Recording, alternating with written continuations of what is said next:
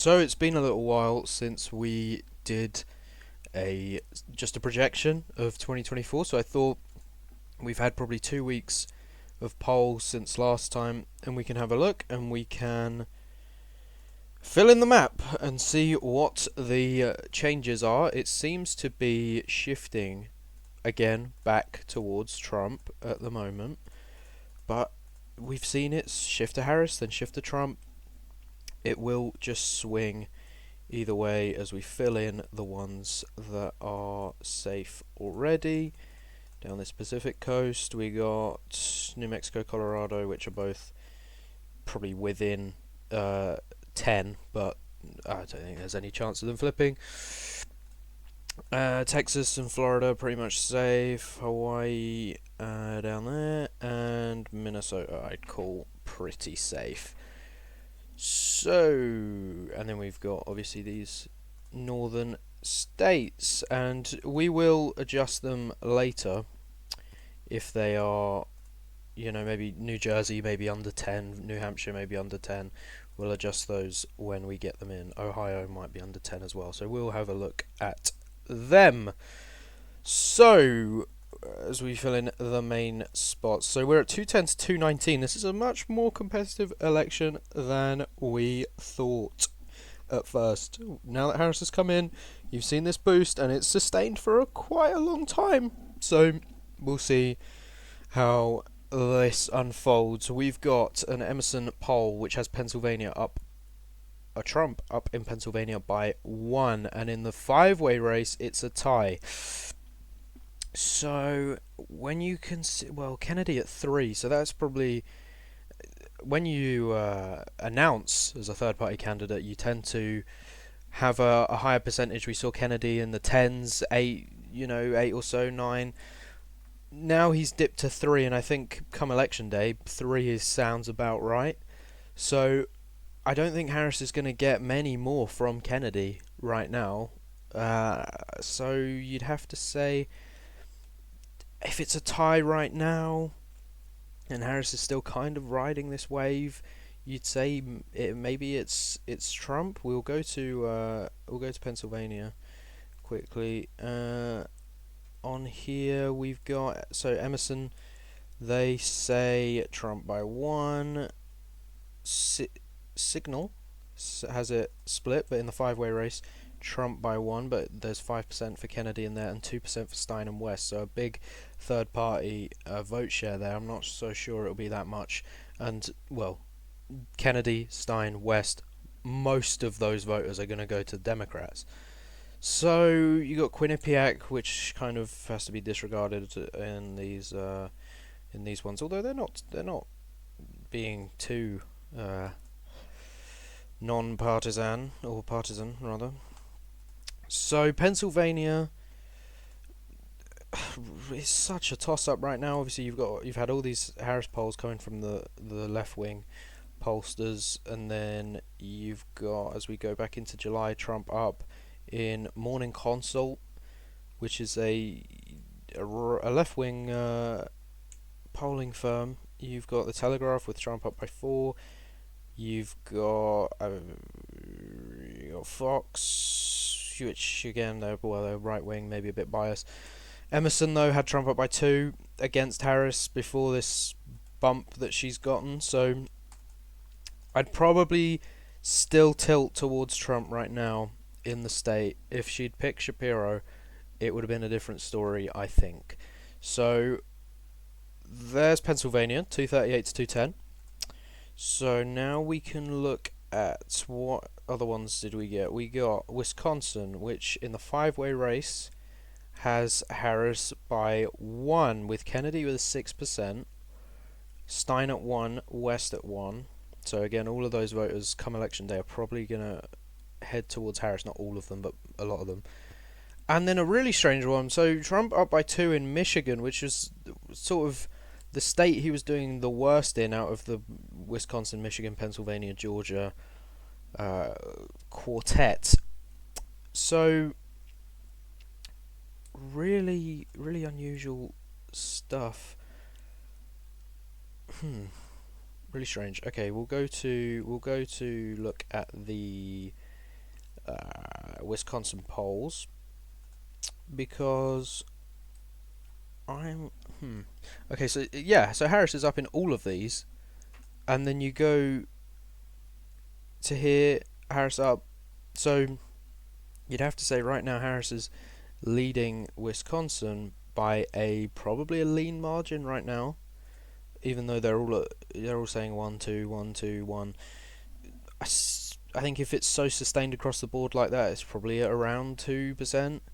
And you've got the Kennedy in the West and the Stein and the Chase Oliver, if he's got any sort of percentage down there, then they're all going to go to Harris, or most. Maybe you get some Kennedy going to Trump, but West and Stein certainly going to Harris, or maybe they just don't turn out, or they stay with West and Stein. But I think overall Harris will take Wisconsin right now. Michigan Fabrizio has Trump up. This is unusual. Michigan has sort of been one of the not so great states for Trump.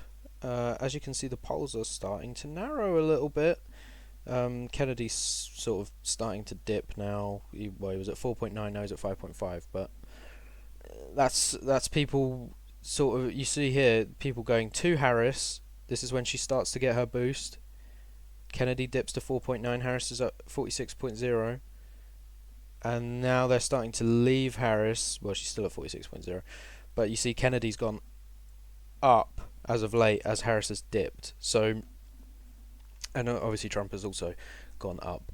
So we see this Bullfinch group one that had Harris at 6 the other day and at 5.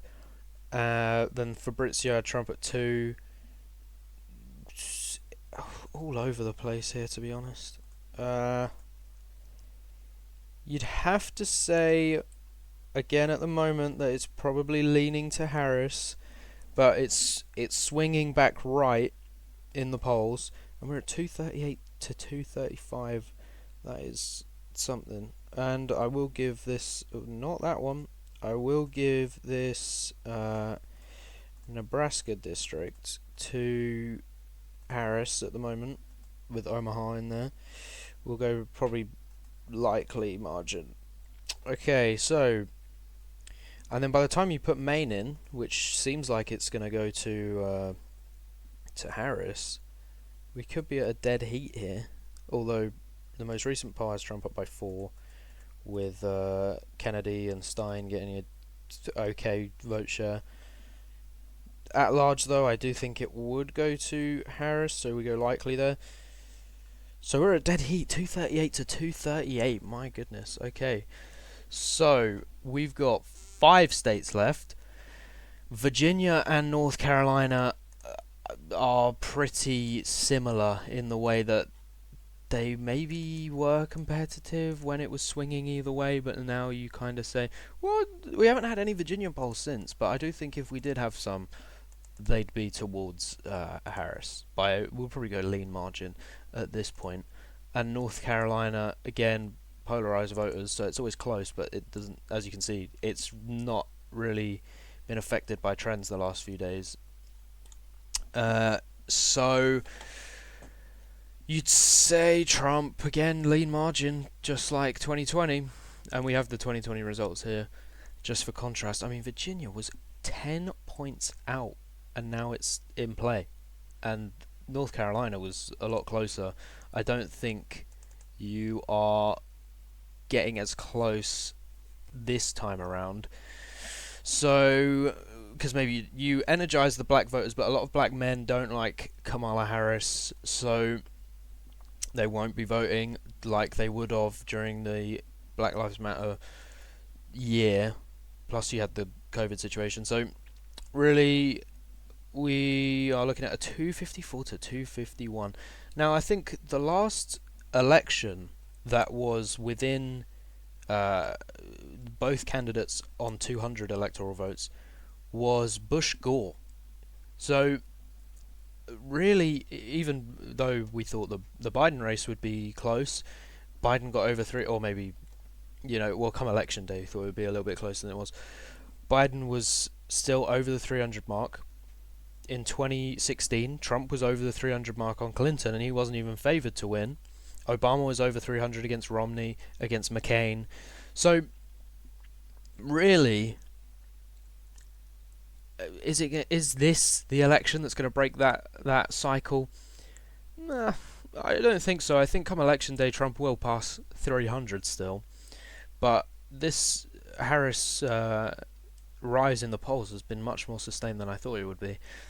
So we've got Arizona, which has Harris up by 2 in the two-way race and up by 4 in the five-way race. I mean, so in 2020 it was 0.4%. What was that? 11,000 votes, 10,500 votes that made the difference in this state. Very, very close. Obviously, people leaving California to go to Arizona. So maybe you do get more liberal vote, but obviously you haven't got the COVID situation. People have sort of forgotten about that. And you've got less black turnout, even though it's maybe not such big of a of the electorate down there than it is in, say, Carolina. So looking at these polls, only really Republican internals are putting Trump up and or even even. So again, it looks like Harris is leading as we accidentally head onto that website. So